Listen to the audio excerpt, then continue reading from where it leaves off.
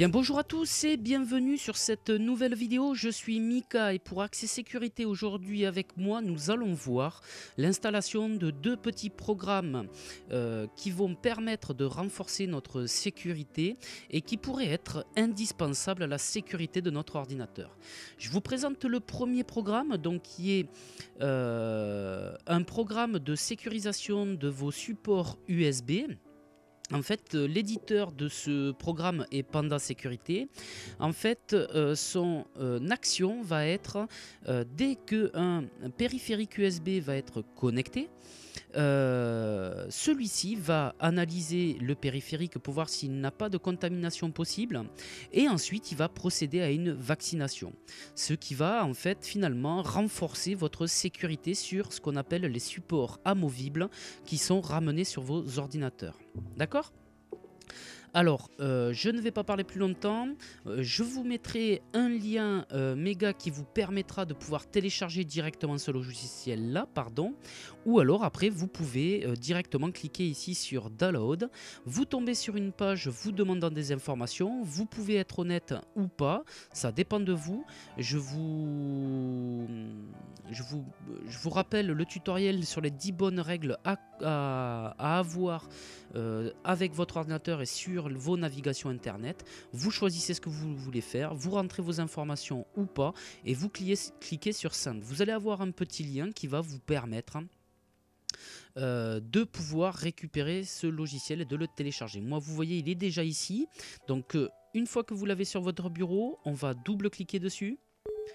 Ici, on vérifie bien que l'éditeur est bien Panda Security, d'accord, que le logiciel est bien Panda USB Vaccine. On peut accepter, tout est bon. Ici, vous allez pouvoir choisir la langue d'installation. Vous voyez qu'il n'y a que deux, anglais, espagnol. Choisissez une langue où vous êtes le plus à l'aise par rapport à l'installation. Voilà. Ici, une présentation du programme que vous allez lancer. On va cliquer sur Next. Ici, les conditions générales que vous pouvez lire et accepter par la suite. D'accord ? Ici, on va cliquer sur Next. Ici, il vous localise l'endroit où il va installer le logiciel Panda USB Vaccine. On va le laisser ici, on va cliquer sur Next. Ici, vous avez le choix de automatiquement vacciner quand vous insérez une clé USB et faire apparaître ou pas l'icône. Vous laissez ici cette partie-là sélectionnée, d'accord ?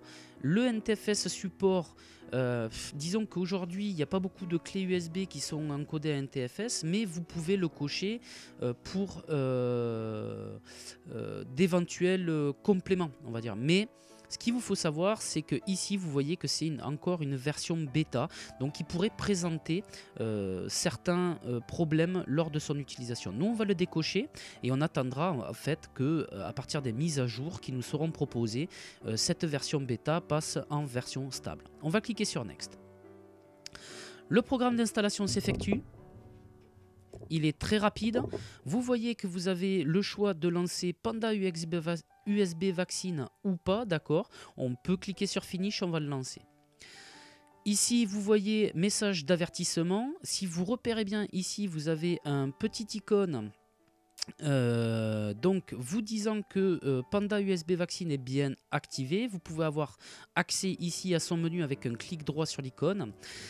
Pour le moment, nous on va procéder aux premières étapes, c'est-à-dire vacciner notre PC. Alors on clique sur Vaccinate Computer. Le PC est vacciné, d'accord. Si vous voulez retirer la vaccination, vous pouvez retirer, d'accord. Et donc à chaque fois que vous allez brancher un périphérique USB, celui-ci va être détecté par notre logiciel et programme qui fonctionne ici en arrière-plan, d'accord. Et on le vaccinations et avant tout le scan de cette clé pour voir si vous n'êtes pas, s'il n'y a pas un programme malveillant dans cette clé.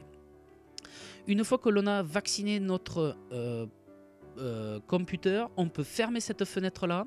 Vous voyez que le mode résident est actif, donc votre logiciel est en train de s'exécuter en tâche de fond. Vous ne touchez plus à rien et vous pouvez supprimer votre icône ou le mettre de côté pour une réinstallation future sur un autre PC ou ce même PC si vous réinstallez votre système. D'accord ? C'était le premier logiciel qui va vous permettre de scanner et vacciner vos clés USB, une sécurité de plus. Quand vous avez des amis qui passent à la maison, qui insèrent une clé USB, ils sont peut-être pas au courant, ils ont peut-être un programme malicieux à l'intérieur, sans pour autant s'en être aperçu. Donc voilà, vous, c'est une sécurité de plus qui va permettre de scanner et de vérifier vos ports USB. Le deuxième logiciel que je vais présenter aujourd'hui, en fait, est un petit logiciel qui va en fait permettre de contrecarrer ce qu'on appelle des keyloggers. Des keyloggers veulent dire en français enregistreur de frappe.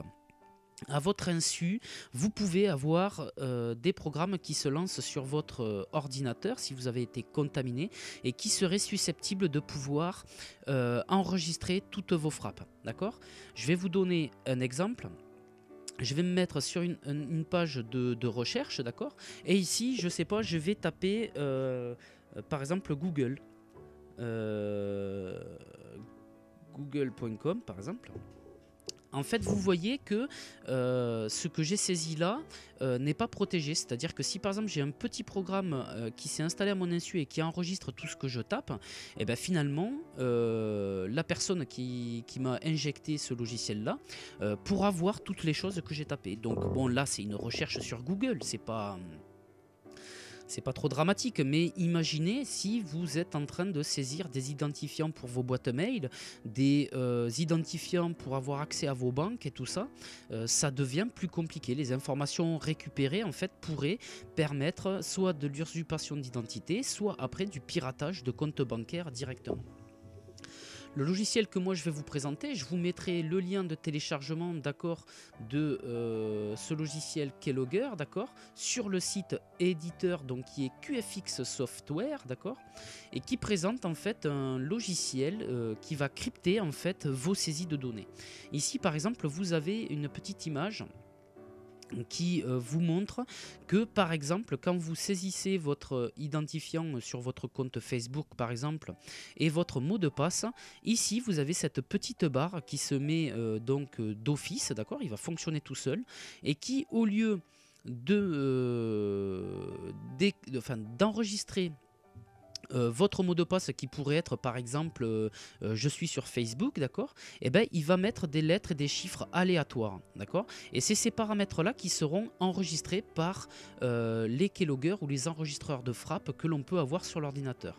Donc comme ça vous sécurisez en fait la saisie de données, d'accord. Alors pour télécharger ce programme, rien de plus simple, on clique sur le bouton download ici, on arrive sur une deuxième page, vous pouvez profiter d'offres de ce logiciel en version professionnelle et premium, donc il faut acheter. Moi la version que je vais vous présenter aujourd'hui en fait est une version gratuite et qui est personnelle et qui déjà fonctionne très très bien. On va cliquer sur download, on se retrouve sur la page de téléchargement, d'accord, on va recliquer sur download ici. Le programme se lance, d'accord. Ici j'ai le choix d'enregistrer le fichier, on va enregistrer le fichier. Ici, le téléchargement s'effectue. Voilà, le téléchargement est fini. On se retrouve donc avec la possibilité d'installer notre programme. On vérifie, comme à chaque fois, on prend bien l'habitude de vérifier le nom du programme. Scramber Setup. On vérifie si l'éditeur a bien été vérifié. KFX Software Corporation. Donc on est bon. Tout ça correspond à ce qu'on a voulu. Donc on est bon, on peut cliquer sur oui. Je vais fermer mon navigateur. Le programme d'installation se lance, je vais cliquer sur Next. Ici, on vous demande si vous voulez effectuer une recherche de mise à jour pour votre logiciel. On vient de le télécharger sur le site fabricant. On peut mettre oui pour voir s'il y a une version plus récente. On va cliquer sur OK. Ici, les conditions générales d'avertissement que vous pouvez lire et vous cliquez sur j'accepte, I agree. Ici, l'enregistrement dans le dossier du programme, on va cliquer sur next, on va toucher à rien. Ici, donc, il vous dit qu'il va créer un dossier dans le menu de démarrage, d'accord, et qui s'appellera Kscramber. Vous pouvez cliquer sur Install et on laisse s'installer le programme. Le programme s'est installé, on nous demande un rebootage de l'ordinateur, un redémarrage de l'ordinateur pour que les installations soient prises en compte. On va laisser sur Reboot Now, je vais cliquer sur Finish. Vous ne le faites pas sinon ça coupe la vidéo. Je vous montre juste le temps du redémarrage, comment Kscramber va s'activer. Donc le temps du démarrage, je vais vous parler de ces deux logiciels en vous disant qu'en fait une fois installé vous vous occupez plus de rien, d'accord, vous les laissez faire et en fait ils marchent et fonctionnent tout seuls. Ça renforce votre sécurité et de notre côté ça vous demande pas trop d'exercice ou de manipulation. On va attendre que la session se redémarre. On arrive, je vais taper donc mon mot de passe pour pouvoir me connecter. On y va, on se reconnecte. On arrive donc sur notre session Windows. On va laisser charger nos programmes au démarrage. Kscramber est en train de se lancer, d'accord. Ici, nous avons un petit message qui nous dit que Kscramber, ici avec son icône, est actuellement en train de tourner, d'accord, mais que pour l'instant il n'a pas agi sur une protection quelconque, hein, d'accord. Ici on vous explique le fonctionnement de Kscramber, d'accord, vous pouvez lire, mais comme je vous disais en fait vous nous occupez de rien après. Ici on va pouvoir s'apercevoir, alors attendez, je vais essayer. Bon, ce que je vais faire, je vais ouvrir une nouvelle fenêtre et je vais venir saisir ici dans la barre de recherche google.com encore. Regardez bien au-dessus ici sur cette partie-là. Vous allez avoir l'application Kscramber qui va s'effectuer et qui va se greffer à notre navigateur internet pour encrypter les données, les frappes que je vais effectuer et mettre des lettres ou choses complètement... Pardon, là j'ai ouvert ma machine virtuelle, complètement aléatoire. Donc c'est parti, regardez bien en haut, je vais taper donc, on va faire www.google.com et si vous regardez bien, tous les caractères ici ont été changés. Je ferai un arrêt sur image.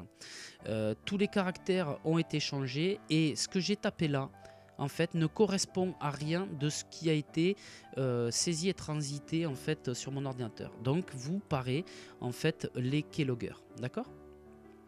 Si par exemple, j'ai besoin d'aller me connecter sur mes comptes mail, je vais aller sur ma page de connexion, d'accord? Regardez bien encore ici en haut. Vous allez voir l'encodage.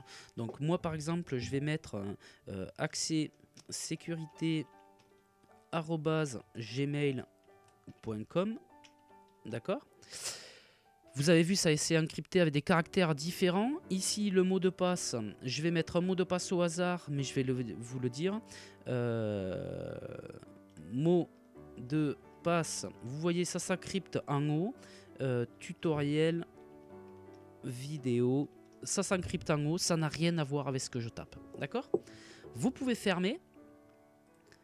Et en fait, vous pouvez vous apercevoir que vos deux logiciels, la protection de vos supports amovibles USB et la protection de vos frappes clavier, en fait, sont activés sur votre ordinateur. Au niveau de la consommation des ressources, ce ne sont pas des logiciels très gourmands, donc vous les laissez activer, vous les laissez vous protéger et vous vous occupez plus de grand chose, simplement de votre plaisir de navigation. La vidéo se termine, j'espère que ça vous a été utile, je vous souhaite une très bonne fin de journée et je vous dis à très bientôt pour de nouvelles vidéos sur Accès Sécurité. Au revoir.